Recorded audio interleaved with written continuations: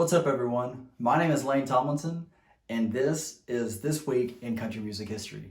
Let's get to it.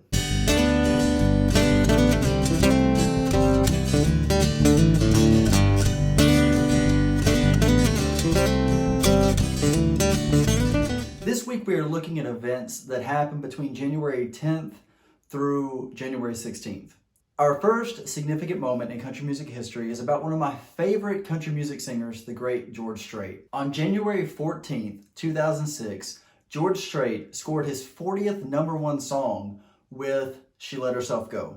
The breakup song was written by Dean Dillon and Carrie Kirk Phillips, and it was a single from his 2005 album, Somewhere Down in Texas. With this #1 single, he was tied for the most #1s on country charts with another great artist, Conway Twitty.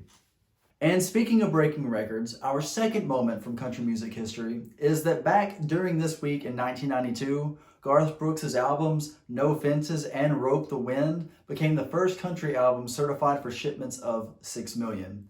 His self-titled set also went triple platinum. Having had the opportunity to see Garth Brooks in Nashville, these achievements and all the other accomplishments that he's had, they don't surprise me at all. All of this has led him to become the best-selling solo artist in the history of the United States. It's a title that he lost for a little while, but he gained back again in 2015, and he still holds it to this day. In terms of overall artists, including groups, he's second in the United States, only behind the Beatles. Before we get to our last moment from this week in country music history, I wanted to mention a couple of things that were sent to me by y'all. There are so many different events that can be discussed every week, but I'm excited that you enjoy this segment enough that you sent me some cool facts that I can share with others. So here we go.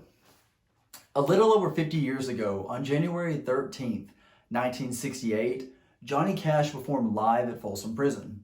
The live album came out a few months later and sparked a revival in his career, which it had taken a hit because he had a few personal issues.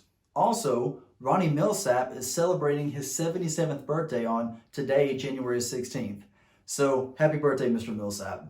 Our last moment from country music history is that the album Behind Closed Doors by Charlie Rich was at #1 during this week in 1974.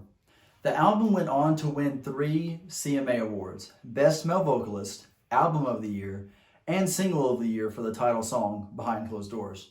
On top of that, not only did the album go gold, but Charlie Rich also won the Grammy for the Best Male Country Vocal Performance, and he also took home 4 ACM awards. Well, that's all I've got for you this week in country music history. What are some of your favorite moments from country music throughout the years that happened this week? Let us know in the comments below, and we'll see you next week.